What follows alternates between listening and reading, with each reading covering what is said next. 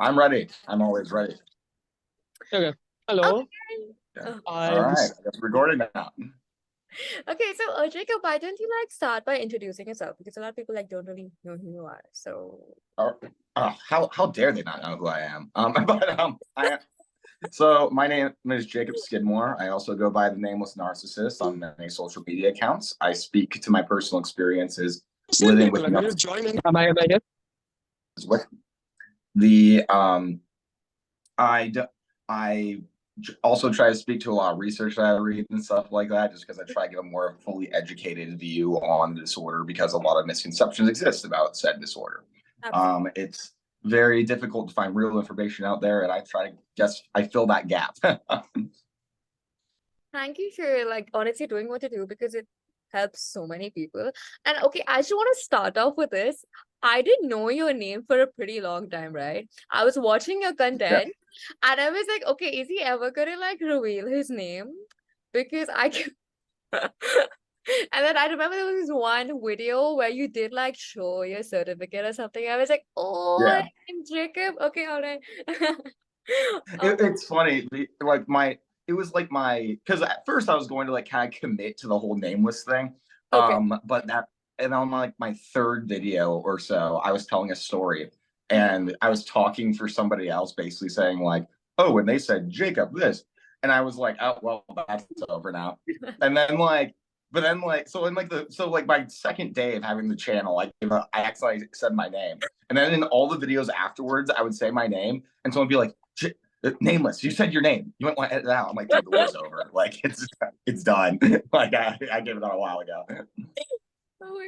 Okay, so was it coming from a place? Because I know doing what you do can come with a lot of backlash. Like people will not be Yeah. nice. Yeah, is that why you wanted to? I kind of get it, honestly. Because so when I started my channel, so here's the thing, I hid my diagnosis from everyone I knew for 2 years. Mhm. I think I had one friend who knew about it, and that's just because they knew me my entire life, Right. whatever. Hmm. But eventually I had a moment where I kind of had a little bit of I had a mental health crisis moment where I was really sad, and my friend came out to the car that I was crying in, and I ended up confessing it to them in that moment, and she took it better than I expected, and so I kind of came out publicly to my friends with it. But that's the thing, is that the less someone knows about my disorder from the internet, the better that they take it, if I'm being honest. Oh. um because if they because eventually what happened is she actually did research into it, but here's the thing, all the videos out there are very negative, right? Absolutely. And so she couldn't separate this idea of somebody with narcissistic personality disorder who is untreated and is kind of going around messing things up, from someone who's been in treatment for a long time and also didn't understand a lot of motivations. So everything I did started to be viewed through this lens of manipulation. Mm-hmm. Oh God, that must be difficult. But honestly, I think, and this is not coming from a different, but if someone did get a diagnosis and they're working on themselves, I think I Yeah, would so much rather trust and support them than someone who's just going out there and completely unaware and oblivious of what they're doing. right. You Absolutely would think, right? right.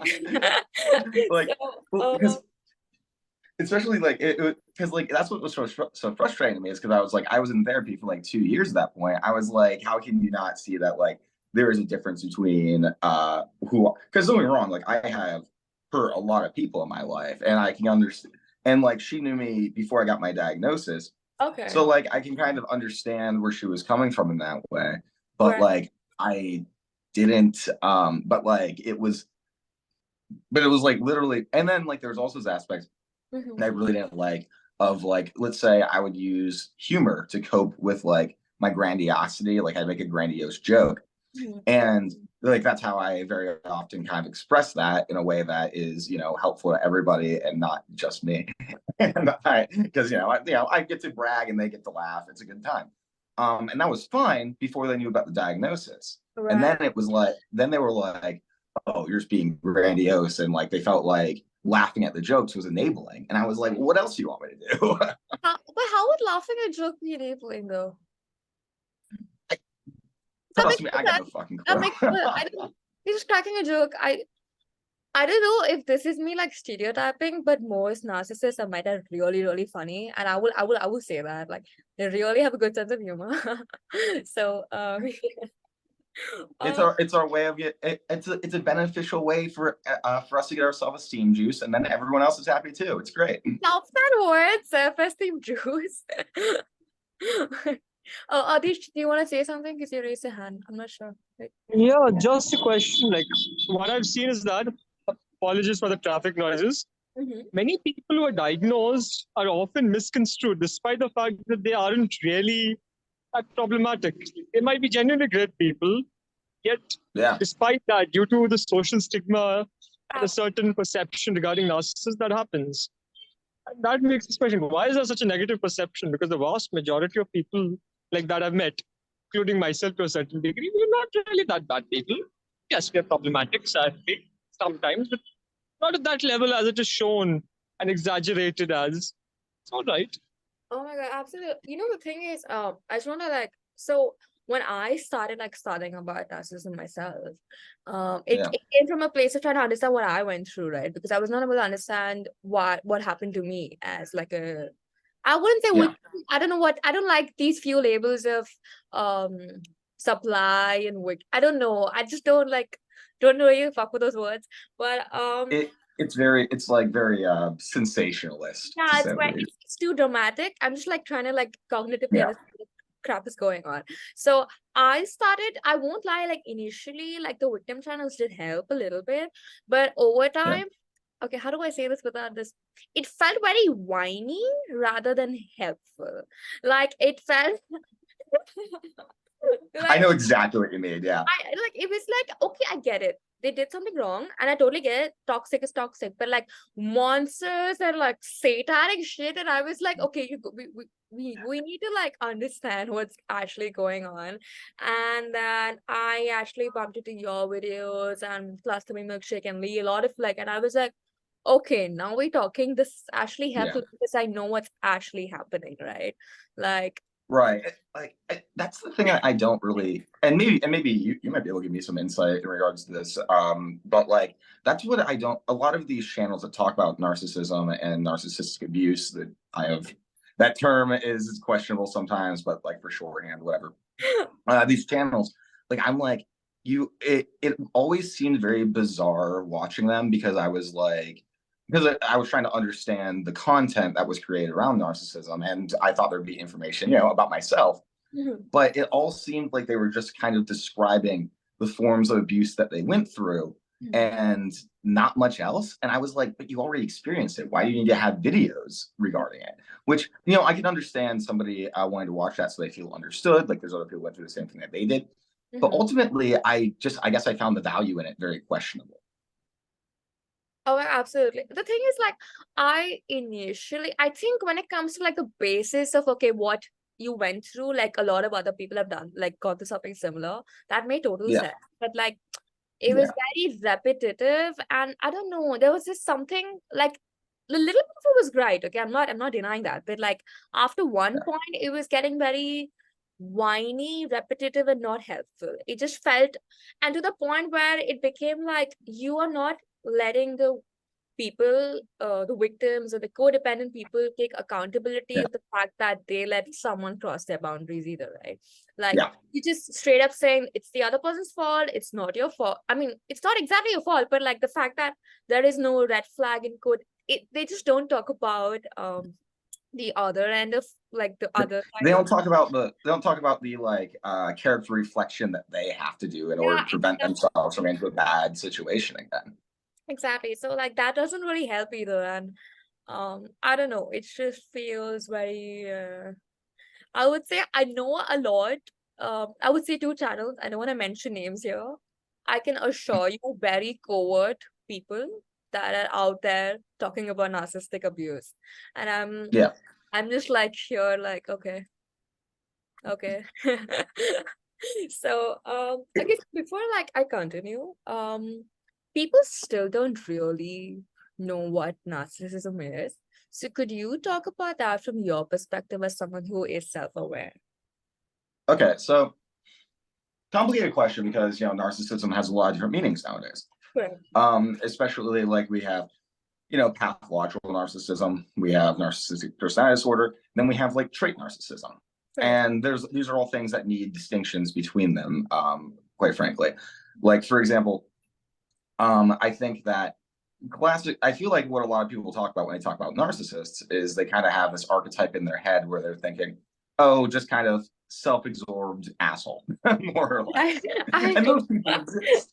Those people definitely exist, and they can do a lot of harm on their own. Mhm. But I feel like there's a big distinction between that kind of person, which I would say would just have high trait narcissism, and then pathological narcissism. With Mhm. pathological narcissism, I view it as a disorder where you are unable. It's a disorder of self-esteem regulation. Correct. Like I am unable to regulate my self-esteem on my own, so I act grandiosely, very confidently, in Okay. an attempt to get people to validate that and make me feel like feel good about myself because I'm incapable of doing that on my own. Mhm. And even when I'm able to kind of make myself feel good about myself through the praise of other people, Right. it's not like I don't love myself. It's I'm able to compare myself to other people in a favorable way. Like for example, like it's never that I love myself. It's that I'm better than you, if that makes sense. Right. Because like even when I'm in a grandiose mood, Mhm. I'm never. It's always like, oh, I am like it's like I like for example, my internal monologue a lot of the time is, oh, if I mess up, I'm thinking, oh, how dare you do that? You're pathetic. You're better than all these people. How could you let yourself do something so stupid and stuff like that? So there's still a lot of self-hate, even when I'm feeling grandiose and better than people. Right. So the shame is just like always there at the back of your head, like it's just waiting to like you are. Okay, so tell me one thing though. This is something very interesting. So you obviously, and I think this is not just for people that are narcissistic. I think this goes out for majority of the population that we all do need external validation to feel Yeah. good about ourselves. So and this is something I've noticed even like the narcissistic people in my own life. They don't actually believe the compliments you would give them, right? So how do you so let's say you are like seeking that validation, right? And this person like Yeah. yells you something to fill your grandiosity or whatever, but then you don't Yeah. actually believe it. So how is it actually helping you? Because is it though? Because you That's believe a really good question.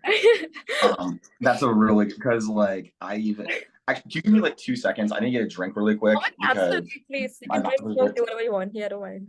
okay. Give me 1 second, and I Absolutely. will. Take it on. I'll get into that. Don't worry, take it out. Also, guys, if you have any questions, you can drop it in the chat box. If you do, shy to ask him directly. Just saying.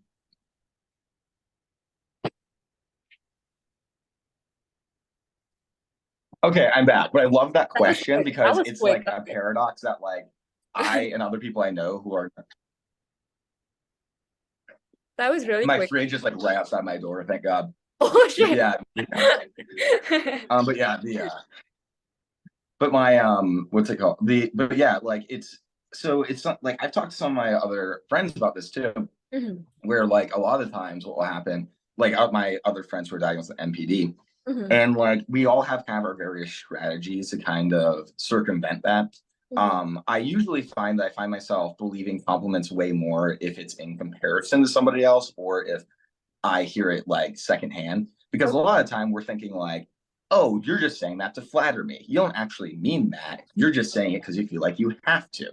Right. But if like let's say that like I overhear somebody telling a third party something good about me, I'm like, well, that obviously there's no like sometimes I may suspect that maybe they're trying to get that person to relay it to me to flatter me.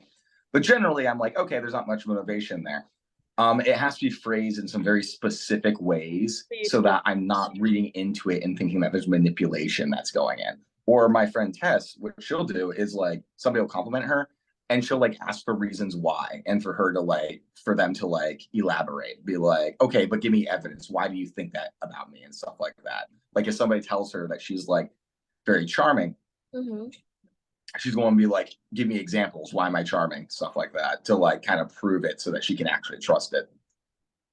Okay, so let's say hypothetically, I tell you you're Yeah. charming, and you ask me why I think you're charming, and I do tell you why I think you're charming, but then you also start to think that that's just your mask, and I don't actually think you're charming. Yeah, that's actually another that's actually another issue that comes up. A lot of the times if somebody like, and for me, at least personally, it really depends what the compliment is. If I think that I kind of fooled them into believing something about me, like if somebody tells me that I'm smart or funny or charming, generally those things I can believe a lot easier. But Right. like the big thing that like usually happens is somebody's like, oh, you're a good person. And like my immediate thought is, no, I'm not. I tricked you. Like if it's something that's like genuine about my character, that like is like something like that, then that's when I'm more prone to believing that's not actually true. Okay, I totally get. Actually, the thing is, I have said that to narcissistic people as well, and Yeah. obviously the response literally was like, I'm a bad person. Okay, so Yeah. and I also like realized this after, I've been like quite away from all of that, that what I mean you're a good person is, to me, you're not bad unless you intentionally get some like pleasure out of hurting people. Like unless you're Yeah. sadistic, I don't think you're bad. I think there's potential for anyone who's not sadistic. That's bad to me. I think so. What's bad to anyone could mean different. Yeah. So I think maybe that's just me. I don't know, but I just feel. Well, I'm so sorry. please No, you're continue. fine. I was just saying that, like, ostensibly, there's no such thing as a good or bad person or Mhm. whatever, right? Like, that's all. It's, everything's like, it's a lot, like, life is a lot more nuanced than that. I guess I don't know. Jeffrey Dahmer is probably a bad person, but like, but in terms of like what's it called? But like, there is this innate feeling in me and a lot of narcissists that we're just like bad people, that is like almost unshakable and just feels like this absolute truth, I right? understand. Yeah, I get it. It's very bizarre. It's like, and like people will be like, well, why do you think you're a bad person? And I'm like, why is the sky blue? Why is my shirt black? Like Oh, it just feels like the obvious. that sucks. That really sucks. Oh my God. It feels like such a nightmare to like live with that. Sorry, what's that? It feels like such a nightmare to like feel that all the time about yourself. See, and that's the interesting with personality disorders, though, is that like, because frankly, yeah, like, I mean, don't get me wrong, I'm a miserable son of a bitch, but like, and probably hearing it from the outside sounds miserable, but like, I like a lot of times I get people saying that the way that I exist sounds exhausting, and I'm just kind of like, so when people say things like, oh, that sounds like, horrible to live with, or like exhausting or whatever, I'm just kind of like, this is all I know. Oh, Like, it's not bad. It's like the baseline. right. Okay. I think that works like both ways. Like, Yeah. like for someone who's unfamiliar with something, that would sound exhausting, right? Something you know in your whole life isn't as exhausting. I wouldn't say it's not exhausting, but it's not as exhausting for the person who's just lived with it their whole life because they don't know anything else, right?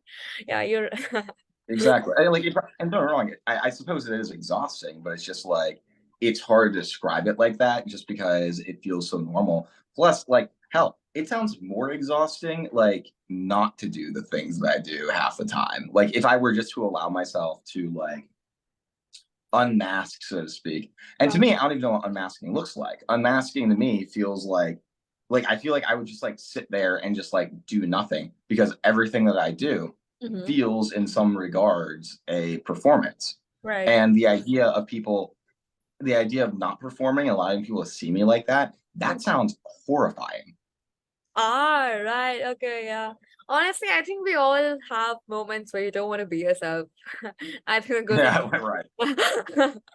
Oh, actually, there's a question in the chat box for you. Was there a point before you started seeking therapy that you knew you behaved or thought differently than others? Yes. Probably from, I couldn't tell you how, probably sometime during when I was in middle school. So I don't know what ages that would have been. But like, I remember I always knew that like something was like off, so to speak. I always knew that like people thought differently than I did. Everyone felt very like, a metaphor that I use a lot is, oh, I felt like I felt like people were almost like these machines that like I didn't really know what happened inside a machine, but I Right. could type in some numbers and I knew what I was going to get out, and I would be very careful about what I put into that machine. Okay. And I found it weird because it felt like everyone else would just walk up to this machine and smash random buttons with no regards to what they got from it. And that always felt odd to me. I also had a time, and another thing, I also realized I didn't feel grief when um one of my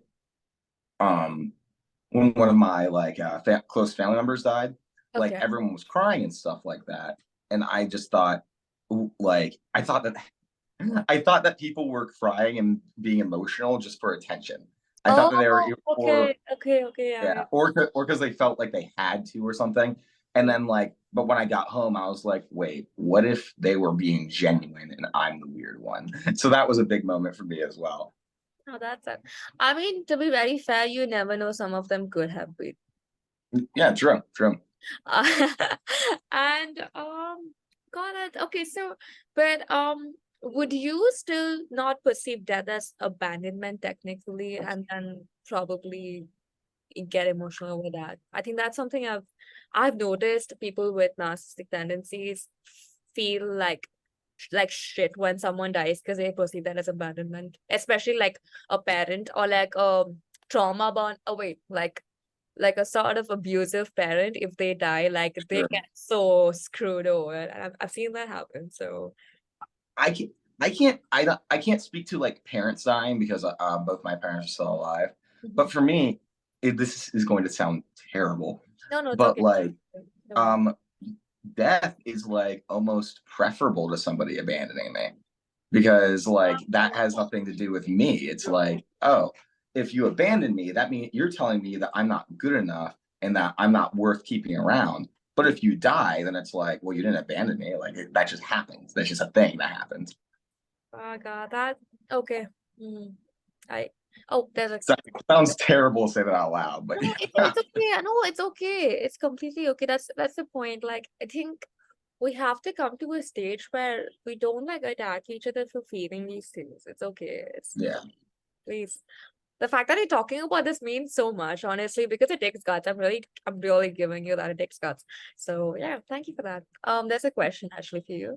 Um, if there is unmasking involved, and if the person is being unmasked publicly, would a narcissist lose their mind and would pounce upon nothing, but completely destroying the one unmasking them, even if it costs them some harm themselves? So I suppose, so I guess it's hard to like, because it's like, what is unmasking, right? Because for me, Right. I feel like almost everything I do is kind of performative to a certain degree. But Mhm. if you're talking about in terms of like, oh, publicly like saying like, hey, this person can do some shitty things and stuff like that. Yeah, like vindictiveness when it comes to my reputation being tarnished, or Mhm. somebody like pointing something out about me, or shaming me. I, at least in the past, can be very, I will go ballistic even if it makes me look worse in order to hurt the person that like had because to me, like even if you're like, let's say even like we're private and you point out something bad that I've done, a Mhm. lot of the times I will not take that as you expressing your hurt. I'll take that as you intentionally shaming me, right? Because to me it's like, oh, that situation's over. And Right. then you're like, then you point out what I did, and I'm like, why are you even bringing this up? It's over. You must be trying to hurt me intentionally. Sorry. And so I will get very vindictive in terms of, oh, well, you try to hurt me, so I need to like hurt you. I need to make you feel how I feel, basically, and hurt you back. Mhm. And so that can like I remember when I was young once, I like this can reach like if it's in public, it can go to kind of ballistic levels because I will just completely lose control and like just lash out at everything around me. Right. Which is really, and now I'm thinking about it, really counterintuitive to the intention of not looking bad, but still. I think it's like this sort of mix between I want to express my feelings because you didn't let me, clashing with I also want to look good so you don't reject me. Like I don't know. It's but like you It's can't do both at the same time. I think that's when the masking and masking sort of comes out. yeah, it's like there's a when it comes to vindictiveness, there's such a conflicting kind of there's such a conflicting force there just because it's like on one hand I want to make this person understand how they affected me and lash out and then my emotions kind of take over and then like I'm like kind of like going back and forth between like I remember moments where like I've been lashing out at people and I would literally like have like moments where I would like be completely like from moment to moment I'd be completely unhinged, like my emotions rule me, and then pulling everything back and trying to save face, and I would just go back and forth with that until whatever the hell happened was done. Okay. Oh, okay. I'm sorry. We have more questions. Okay. Um, is there awareness about the ballistic behavior, or is it very intentional, choosing to harm the other despite the morale of the app individually? It depends on the situation. Genuinely, it's like I I'm trying to think of a good way to put it. Generally, I like back in the day, I wouldn't really be aware of when I was hurting people, or if I was hurting people, I Mhm. thought that I was justified. That's generally the two Right. kind of forms it takes. Like a lot of times, I don't even realize what I'm doing. A lot of times, just kind of like I'm like a bull in a china shop because that's kind of where the empathy comes in, is because I'm so Absolutely. self-absorbed. It's like I'm so self-absorbed. I'm not even considering the other people that are involved by this. Right. Like I've had my mind, like I remember times talking to my therapist, describing something I did, basically trying to justify it to myself. And then she brought how other people were affected that I didn't even fucking consider. I was like, wait, but I thought this was just like an interaction between me and this person. What do you mean it affected other people around us as well? That's insane. Um, when it comes to, I would say the only times I'm aware that I was causing harm is when I was being vindictive and I felt like somebody hurt me and I was trying to hurt them back. And that's Uh, no, and that's not the like that was never the majority of the time. I would say those are pretty like rare, relatively speaking, instances. okay, so would it be like so when would be that point where you did feel like you hurt somebody? Because let's say it's not in vindictive, but if I did point it out, you would probably feel like I'm shaming you, right? Yeah, So when would be that point where is that sense of I think everybody does have a little bit of self-awareness, like a little bit. yeah. See, sometimes it can be really bad, like on the floor, like in the bar might be really down there. But um, like at any point where you automatically feel some sort of guilt, let's say guilt, yeah, maybe guilt would be the right word for that. I would feel so if I if I hurt somebody intentionally, I Right, have basically rationalized it by telling myself, oh, it's justified. This is justice right here by hurting this person. That's right. what it feels like. It's like justice. Mm-hmm. Um, but when it comes to so if I have had moments and they were rare back in the day, but it's like that I realized I affected somebody in a certain way. I Right. wouldn't feel guilt, but I would feel a lot of shame about it. I'd be like, oh, I'm a bad person because like I hurt this person, even if it was like unintentional and stuff like that. I would try to rationalize it to myself, saying like, oh, well, like I didn't mean to. So because that was the most common reaction. It's like, well, I didn't mean to. So like, why should I feel bad about it? But like if it was, people would be able to frame it in certain ways that would make me very self-hating and shameful about it. And sometimes I'd react to anger with that again, because like then I might take that with like, because I might just take that as somebody trying to shame me. No, But it did happen occasionally. okay, oh, okay. We have one more question. Uh, do you feel a sense of abandonment once someone moves on after you discarded them? Or since you don't, or since you've already discarded them, do you not care? That's a really interesting one because this is one that I've been trying to understand why for a long time.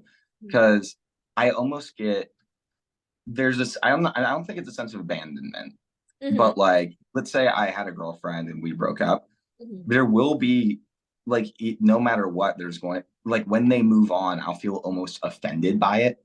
It's like I'm trying to think of how to phrase it. It's like I'm like, how dare you move on? Like, how are you not still hung up on me? It's almost just like a dispo. Like I feel like by them not being hung up on me and not still obsessing over me, even though we broke up, Mm-hmm. like I feel like that's a I don't know. I feel inadequate because they're not like forever obsessed with me, I guess. Right. I think that And and even like to this day, there's like this weird sense whenever like I think about my exes mm-hmm. where I'm kind of like I try to tell I try to tell myself a lot, even the ones that like moved on, I'm like, no, they would take me back. They are still hung up on me, et cetera, et cetera. It's like a weird ego thing.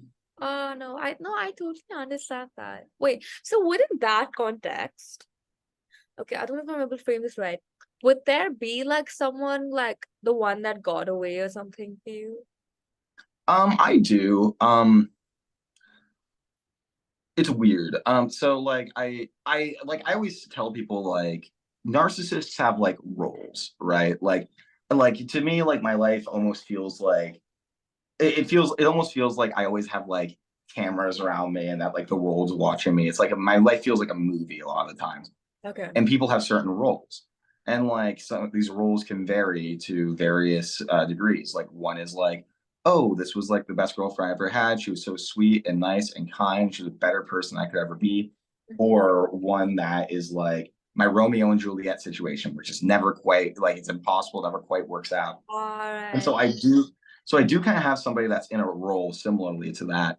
And but it's only like one person that has that very, very specific role.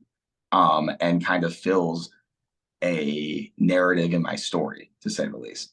Okay, but if you don't mind me asking, it's like no contact sort of situation. What's that?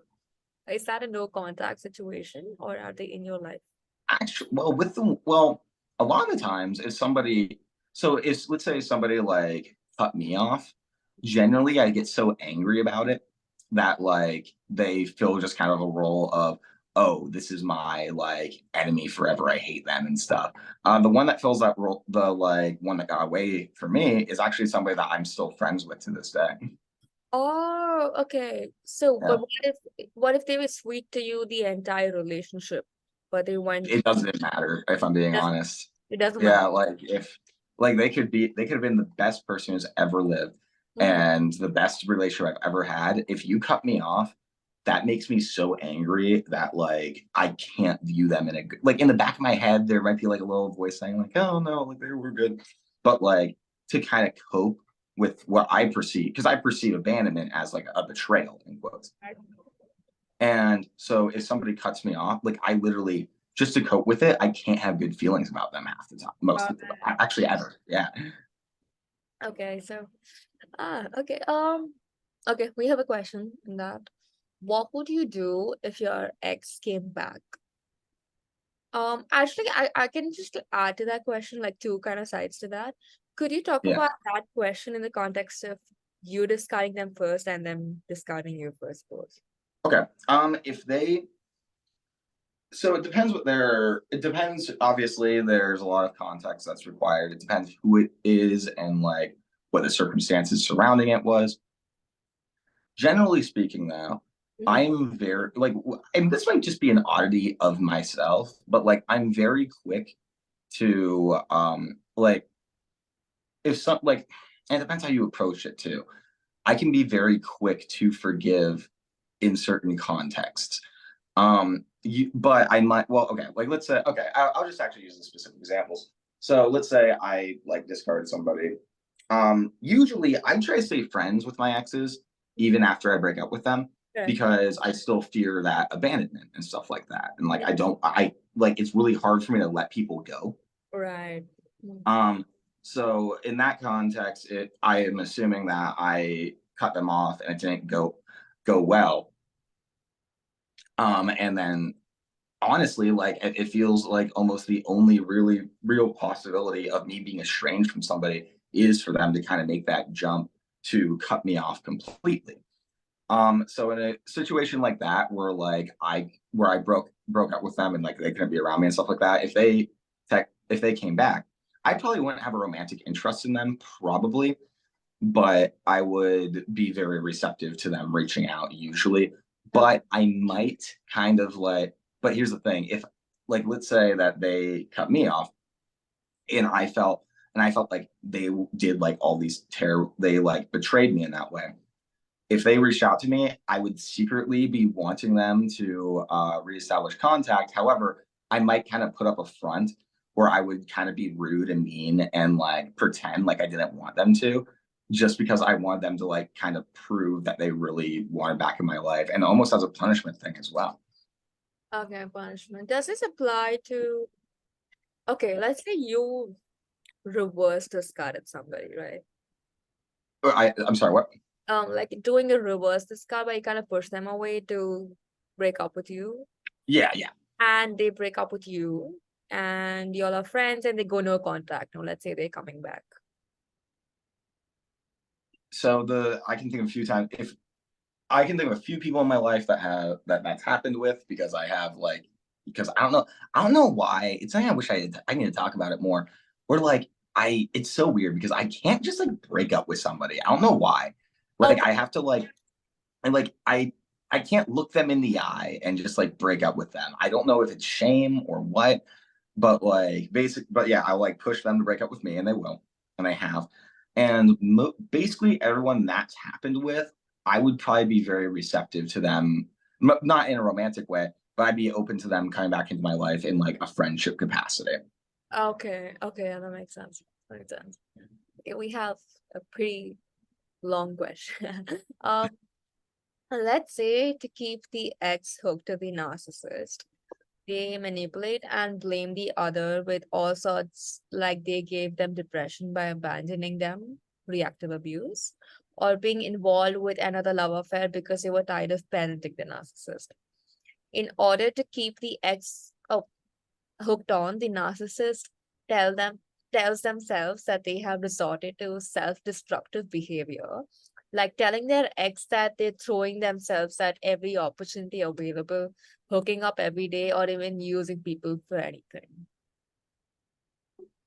Let me No, you wait. Oh got crap. it's One in second. I'm just this is very long. Even I was I'm trying to digest. yeah, I'm like trying to read it myself just because I'm trying to understand it fully. No, wait a minute. Let me get pressure. Let's say to keep levers,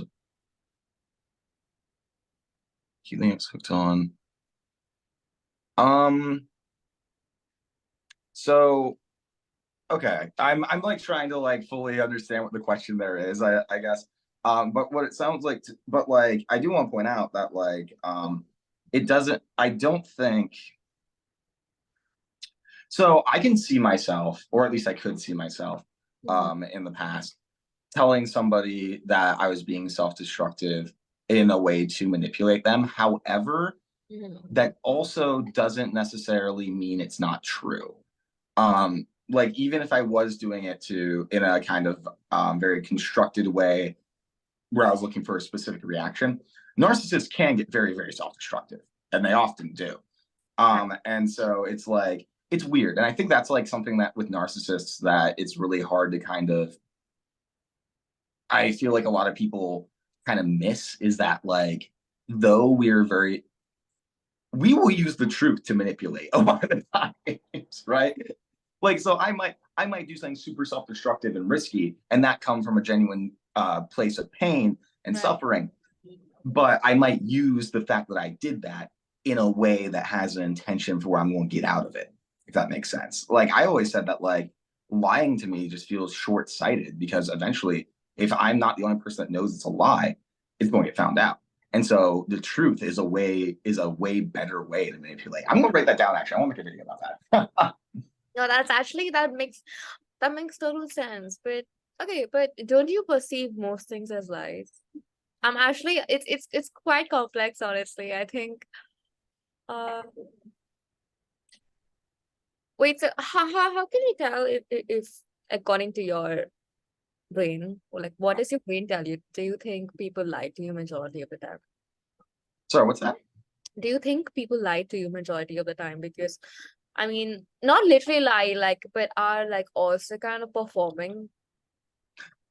Yeah, like I would say it's like because I use the term manipulation kind of loosely when I talk about this. I would say I have this mindset of everything someone says to me has an angle to it. Like regardless of the truth or lies involved, I usually assume that whenever somebody says something to me, like the things that go through my head is what about them saying this to me would benefit them, Okay. generally speaking. Like for example, I don't know if you're familiar with the YouTube channel Borderliner Notes. Oh yeah. I love that. Like Rebby is awesome. I did some recordings for her Okay. a few months ago, and like hopefully those will be up soon. But I remember we did this group therapy session as part of one of the recordings. Mhm. And the therapist, I remember like I was being kind of withholding because that's just kind of how I am in the context of therapy. And he Right. said something along the lines of like, what he's saying. He said that I was, and it was very flattering, but he said, well, Jacob, you seem to be like a very engaging and fascinating person. Right. And went on to say something about that. My first thought was, oh, even though he might actually mean that, he's saying that to get me to kind of open up more and to be more open talking about stuff like that. Okay. Yeah, that makes sense. That makes sense. Yeah. Um, Actually, I think over time, watching like lots of videos, and I think this apply. It is not that difficult to understand where you're coming from. Like, I mean, Yes. like after one point, like I can probably think what you're thinking, not feel it, but like okay, like Yeah. cognitively understand. Yeah. Yeah, they would perceive it as that. So you just don't take it personally. I think that's why content like this is so important because you stop taking things so personally. I think that Yeah. would I really think, help and with that's so your true. content, honestly. Like I was like, they're not seeing it the same way, so it's not about you.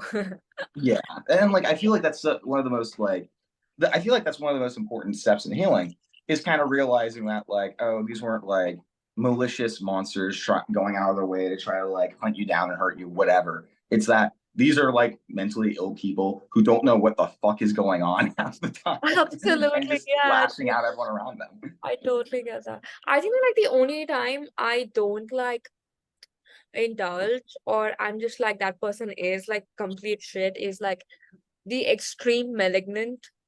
I'm talking like Sure. the really like physically problematic, Yeah. borderline. On I'm sorry if anyone here has BPD. I'm sorry. But no, but like I've seen like people with extreme BPD, like really high level BPD, almost feel like ASPD. Like it's almost very Yes.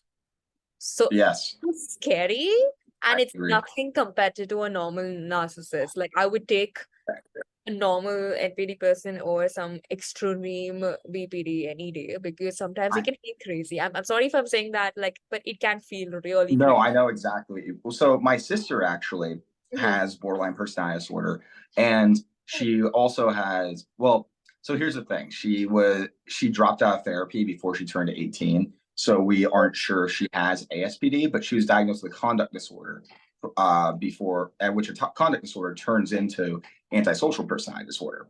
And Oh, like just like observing her and then the various types of borderlines I've known in my entire life, right. I honestly think that ASPD is nothing more than just an extreme form of borderline personality disorder.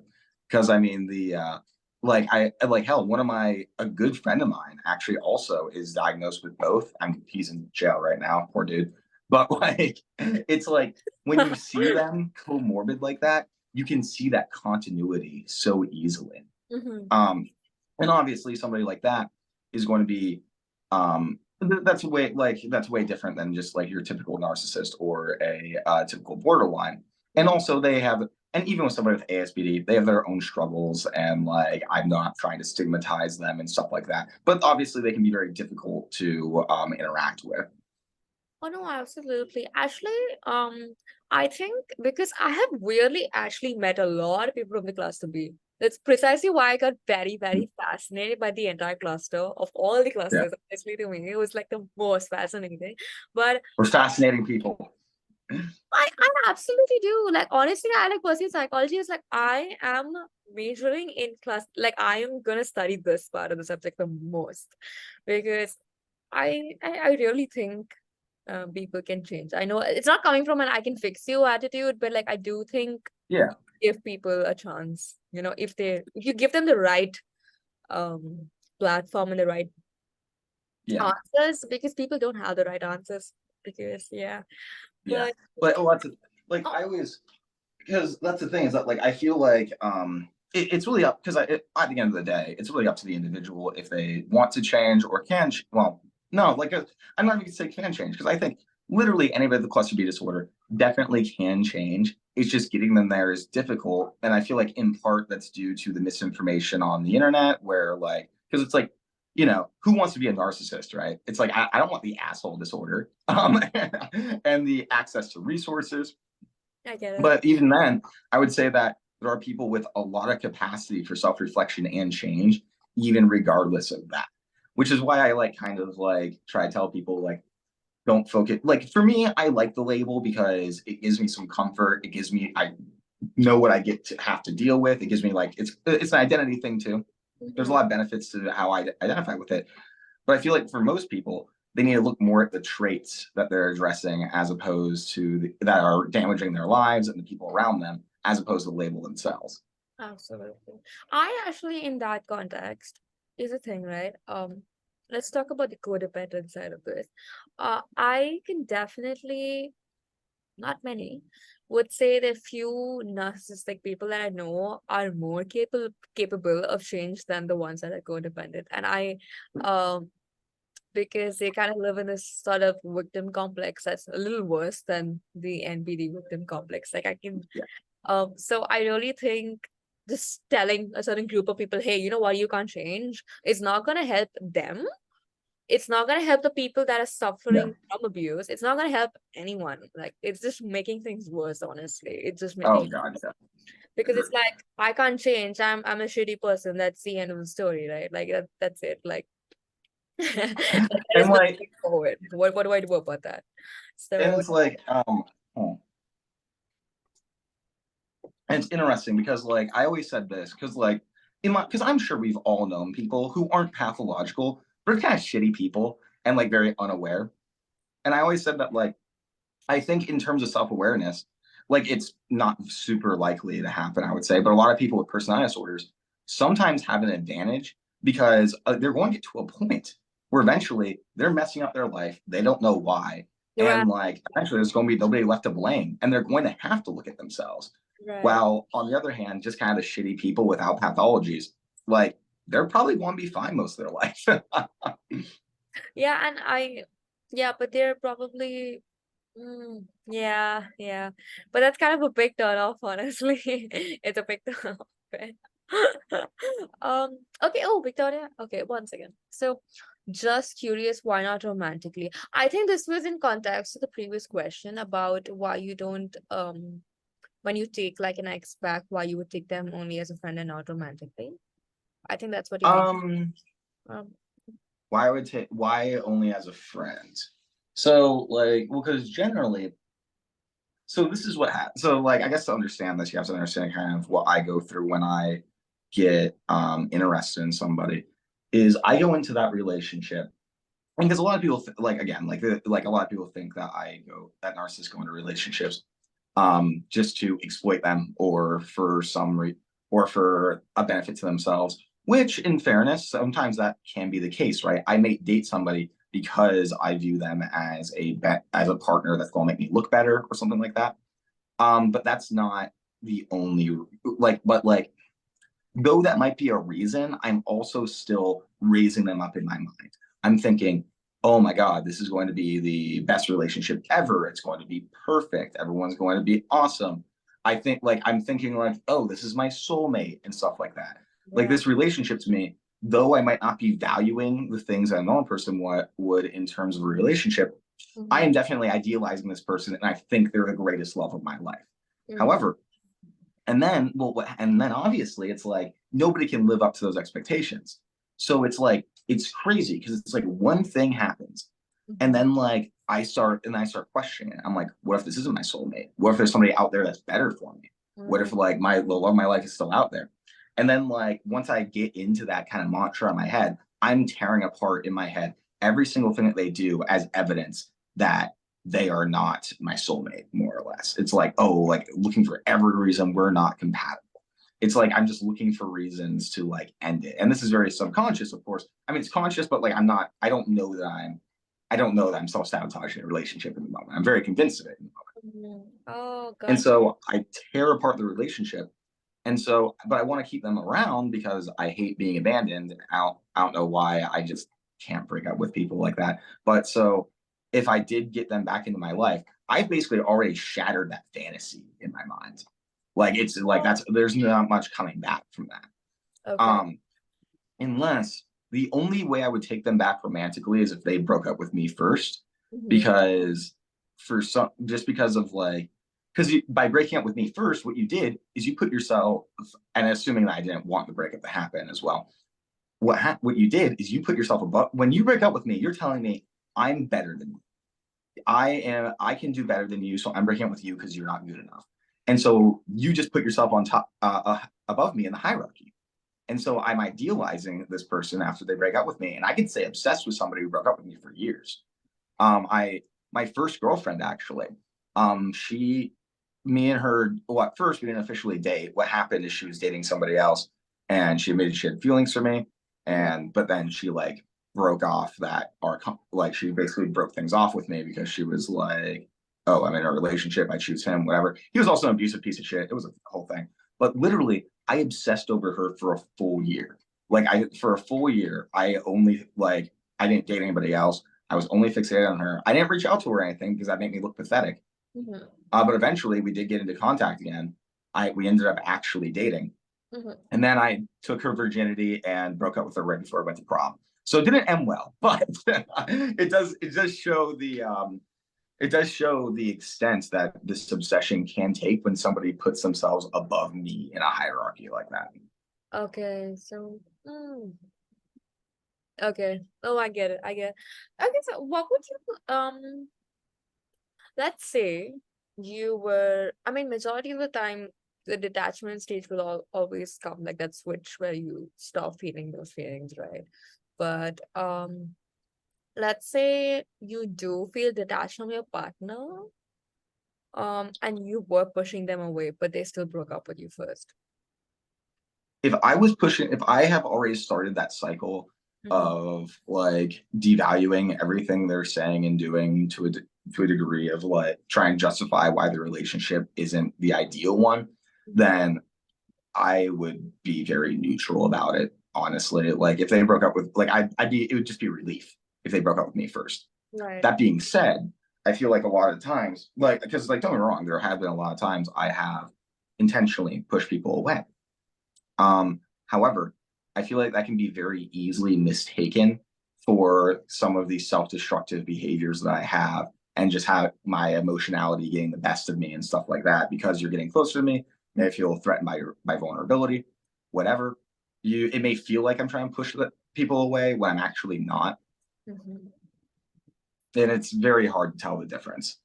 Okay, because it's a very fine, like, yeah. Okay. Okay, so at that time you wouldn't.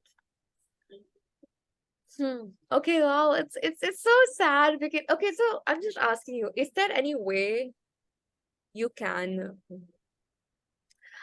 how do I frame this? Okay, like can maintain like a healthy relationship without like the cycle, let's say. Is there um so basically, is there a way to have a happy relationship with a narcissist?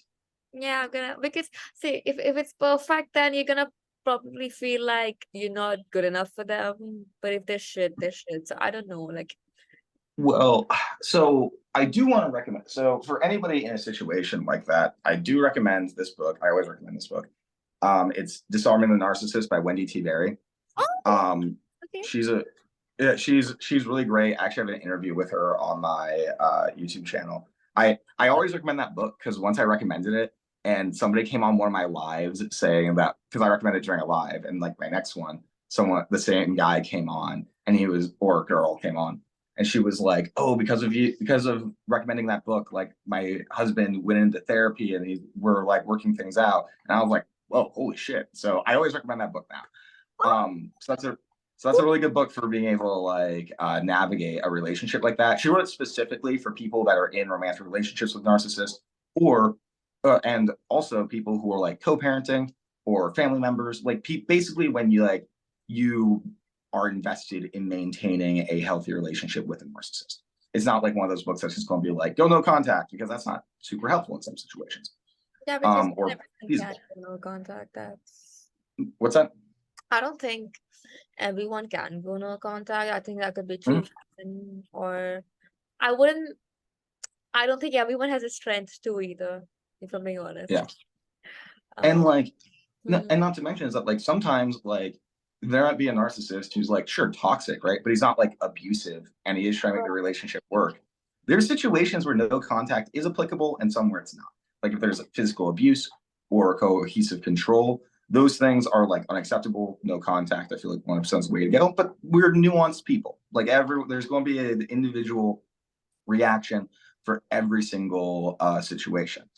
Yeah. But yeah, anyways, but to have a healthy relationship with a narcissist. So I'm like, it's honestly something I ask myself a lot because I am, and in fairness, again, this varies from narcissist to narcissist. I know some narcissists who are completely capable of staying in healthy relationships. Okay. So I'm just speaking for myself at this point because it's like I have a much more, I'm on like the extreme end of, so how I kind of put it is that like you kind of got two kinds of narcissists that I usually see is the ones that are like super invested in their relationship, but obviously they're dysfunctional, so it's still not a great relationship. And then there's people like me who I get my self-esteem regulation through like big networks of friends, or social media, or work, or something like that. I've actually Um, met more of the ones that don't take relationships that seriously, or yeah, are more avoidant in general, or don't commit so easily. Like they don't get attached. They those don't are jump. They do jump, but they don't really like pursue relationships so easily, like a proper yeah. romantic relationship. Yeah, I know most on that spectrum of it. And that's been my experience is like I've like my most of the time in relationships Mm-hmm. it's not that I've been like abusive like I will admit like there have been some relationships where I definitely have been Mm-hmm. but like most of the time I'm just criminally distant. It's just like I make them feel just like they're not cared about. I'm just kind of very flippant about them and like whatever I can do with or without you. But interestingly enough, those people are actually less likely to cheat on you, which is which doesn't make sense when you first hear that, right? Is that the ones that like basically are acting like they don't care are less likely to cheat. But apparently there's a study done that actually, so there was a tie between relationship satisfaction and narcissism, and that was mediated by infidelity. Basically, the less the narcissist cheated, the better the relationship was, the more or less. Oh, And I would agree 1,000. yeah, but want to know what mediate? So the wild thing is, so you would assume, so somebody with a what's the attachment style called? A preoccupied attachment style. You're going to assume they're not going to cheat at all, right? They're like so obsessed with that person. Oh, And no. generally that's correct, but not with a narcissist. We like so if you have low narcissism and an avoidant and a anxious attachment style, you're not likely to cheat at all. But if you're a narcissist and you have an anxious attachment style, you're very likely to cheat. But the ones with dismissive or fearful are less likely to cheat, which is fascinating. I love that. No, actually, I would say from personal experience, that is very true. Like the person, I've not dated many, but really the only ones I've dated are narcissists. That's why very fascinating. But um, the ones that were more involved, like actually it felt like very involved, was the one that landed up cheating, and the one was Yeah. completely distant did not. So I can still like trust and like blindly say I know there was no cheating. Like I can trust. Yeah. So um I think it's coming from a place that they detach from everybody. It's not just you. So like I don't Yeah. yeah. Because I think that because I have a theory about it. I think the reason that because like at first like because I when I first read that I was like why would that be the case? And it's because when they have this anxious attachment style, you have to look at like what the motivations for a narcissist cheating would be. It would be vindictiveness. It's like they're constantly insecure about their relationship and need to prove themselves that they're above it or that like they're better than this person or maybe to get revenge, stuff Right. like that. So you can easily so to me it really highlights the motivations that they can have for infidelity and how it would differ from other relationships where with like normal people when they cheat they can be like a lot of the time, I mean, they might just be a serial cheater. That happens.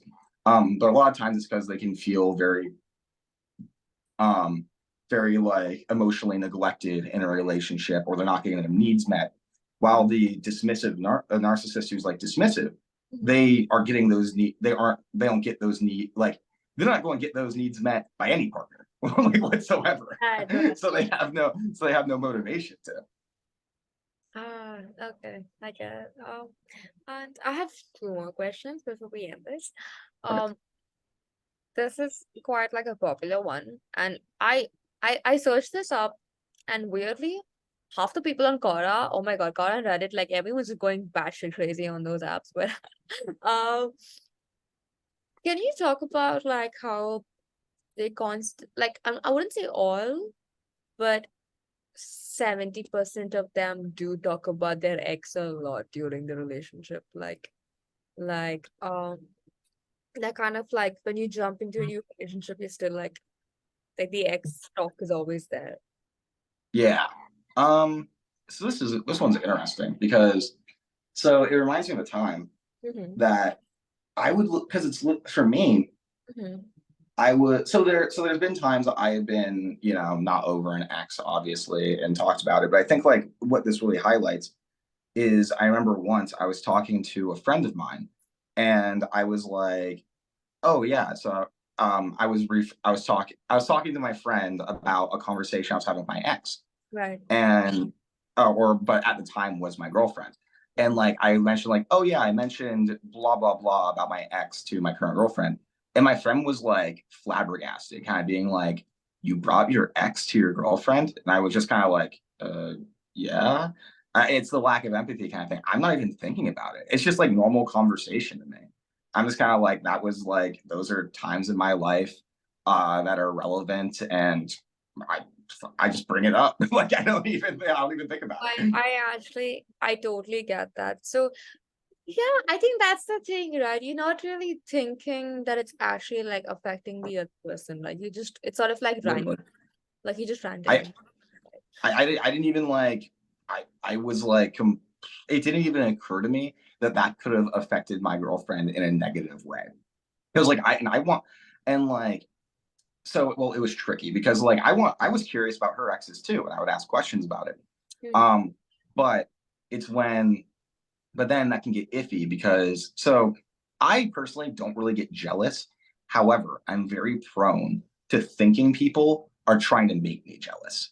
Okay. Like I get it. for example, if like let's say that she brought her ex in a Mhm. way that was like positive, Mhm. I might get upset about that. And some people may perceive that as jealousy. No, I was pissed off because I thought she was trying to make me jealous. And I'm like, how dare you try to manipulate me?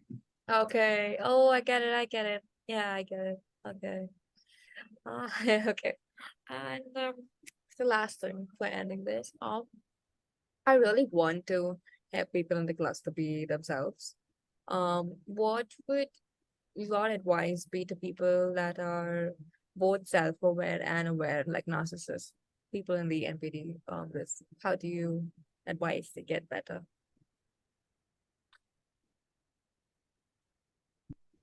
This one's always hard because it's like I'll be honest, like I wouldn't consider myself a particularly healed narcissist.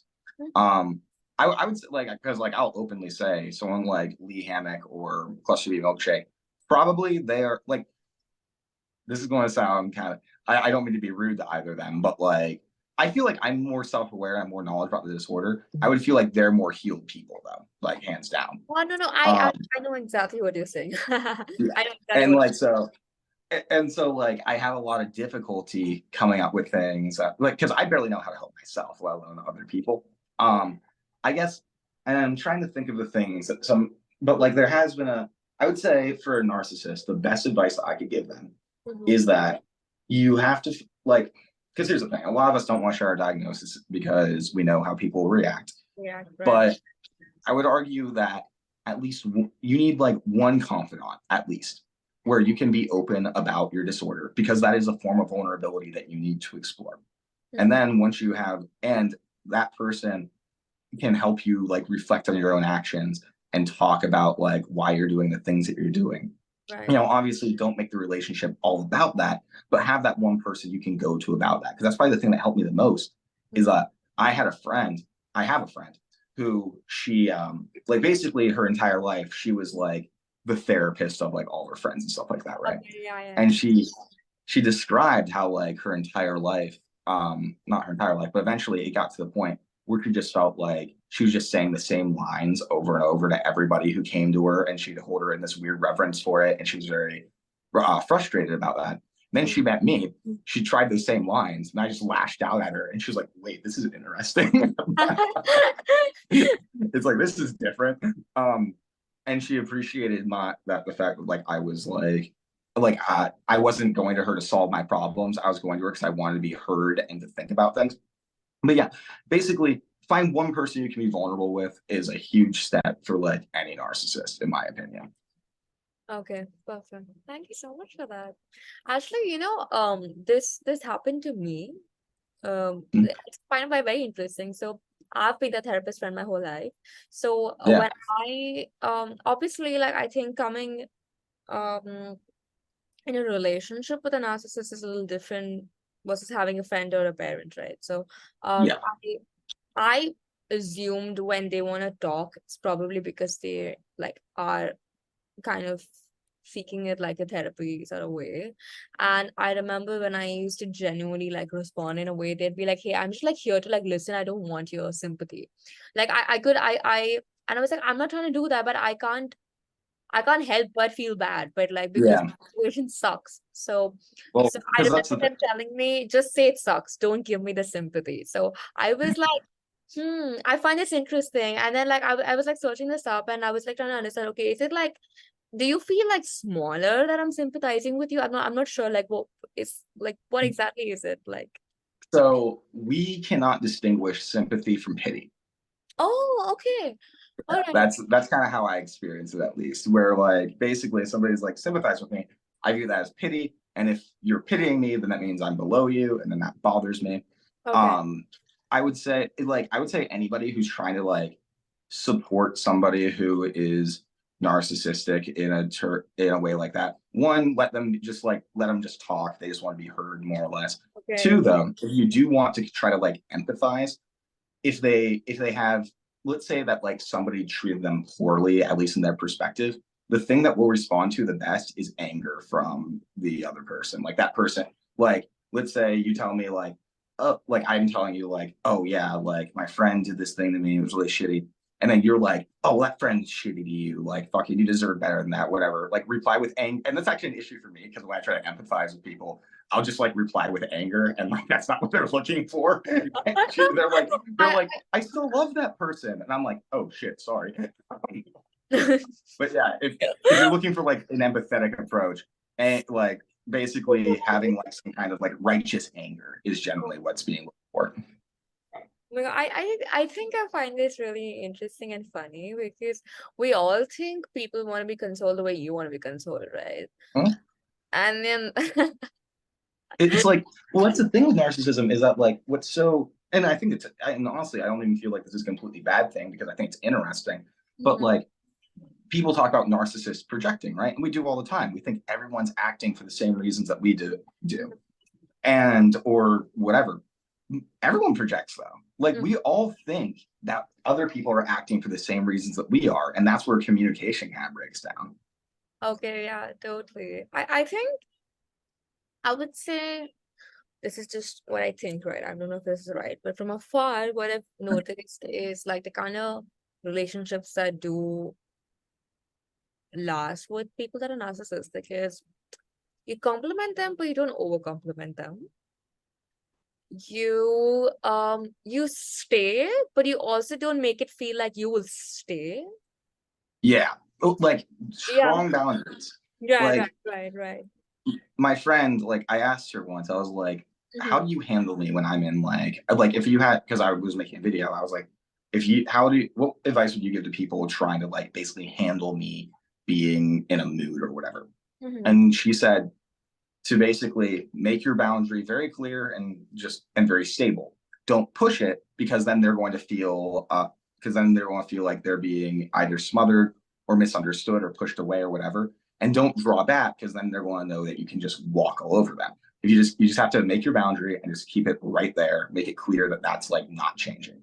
Okay, yeah, I totally get that.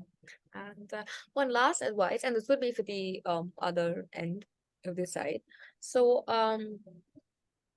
this applies for both the hoovered and let's say the non-hoovered side.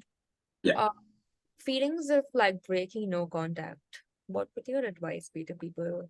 Let's say you were hoovered. Okay, let's say you hoovered somebody, Yeah. right? And it didn't like get hoovered back, but And now that, it's no so contact. wait, so I'm sorry. So like if somebody like let's say you're estranged from your ex-boyfriend and you want to reach out to them, what would I tell people? Yeah, I like that feelings if of wanting to reach out. And let's say they were hoovered or not, they were hoovered, but they didn't really go back, and now they feel like going back.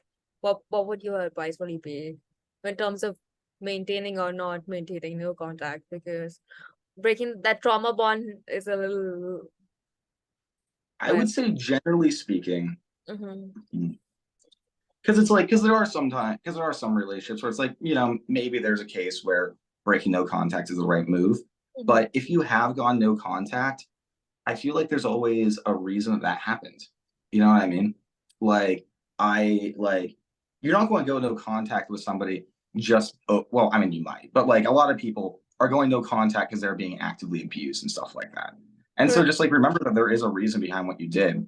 And if I had to, and usually what I do, because like sometimes I want to reach out to people as well, is like I'll write out the message itself and then like give it like 48 hours or something and then like look back on it and then be like, wait, that would have been a bad idea. I'm glad I didn't do that. But writing out the message or at least let you kind of get out like the emotion that you're feeling in the moment. And then you can actually look back on it later when you're a little bit less emotional Right. and actually reflect on if it's a good idea or not. Oh, And it's probably not. no, I totally get. I think it's like coming from a place of wanting closure, but I don't think you're ever gonna get it. And I really because Closure doesn't okay. That's a I hate closure because okay, that sounded okay. Out of context, that sounds really bad. But like I hate closure because here's the thing. Everybody wants to go get closure from their ex. And I feel like we're kind of all lying to ourselves when we say that. We don't want to get you don't get closure from other people. You have to find it yourself. And it's just and if we're all being honest with ourselves, come on, who has reached out to an ex for closure and actually just been for closure and not to just talk to them again? yeah, because here's the thing. I think you're right because here's the thing. Let's say I am seeking closure and you do give me the closure. But now because you're giving me a closure, I feel like Yeah, sticking around. Like I that's want also to true. leave. Maybe I'm projecting a little Like bit. there is no, I think that's a thing. People are just afraid. I think this is one thing that goes in common for everyone. And I think this is what brings everyone together. We're all attached to something.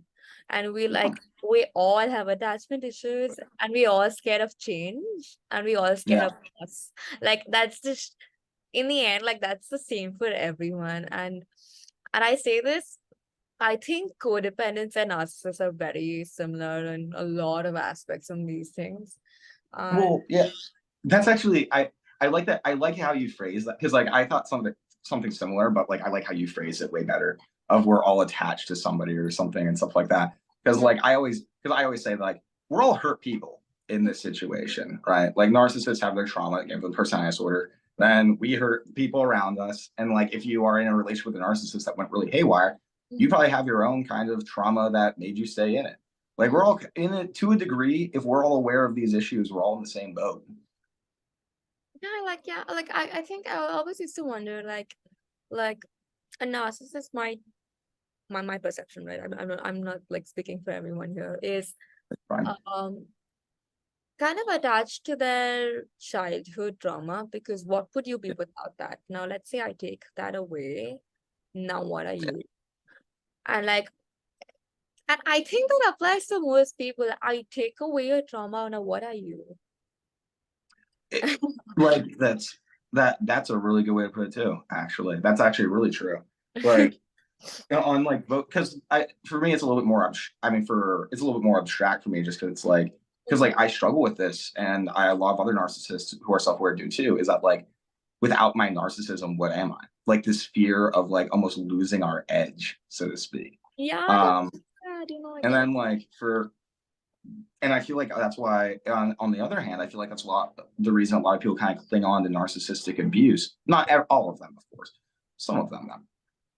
No, I totally get But like they kind of like they cling on to this term narcissistic abuse because it's validating. It's like, oh, I wasn't just in a toxic relationship. This was a narcissist. And there's like a lot of validation that comes from the severity of that.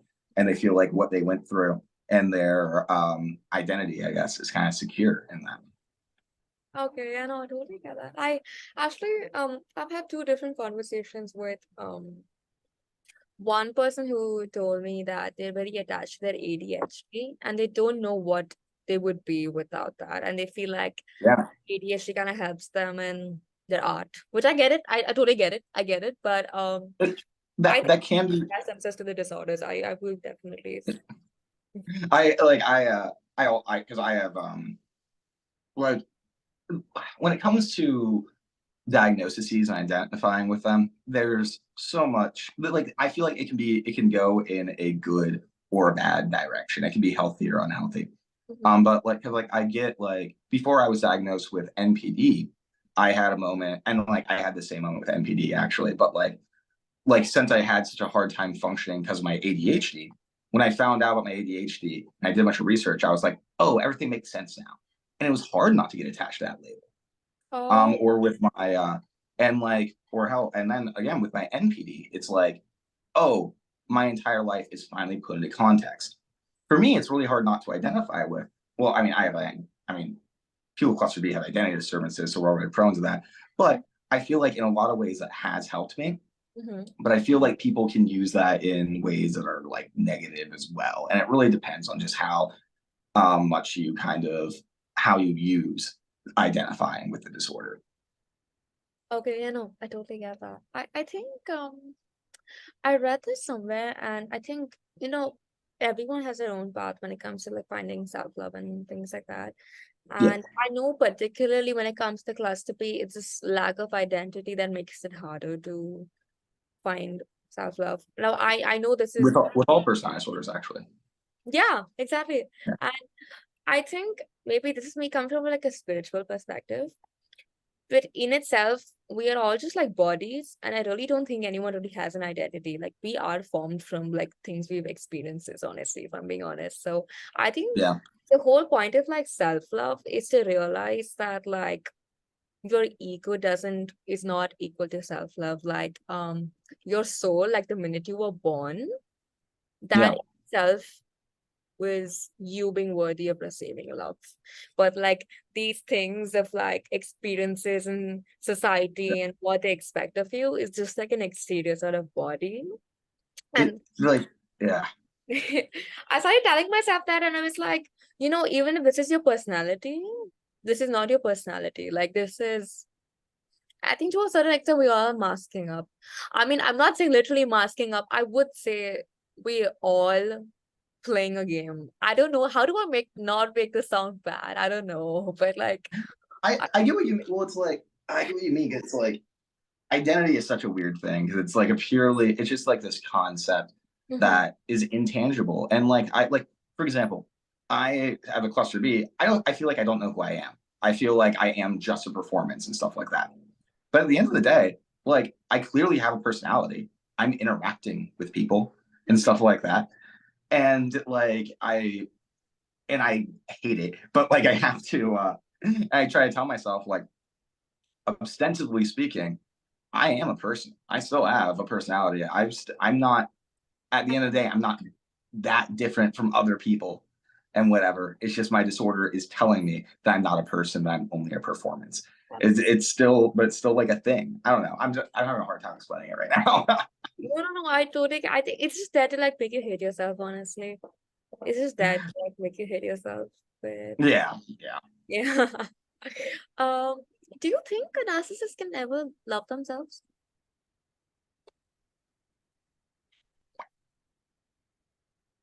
I'm figuring it out.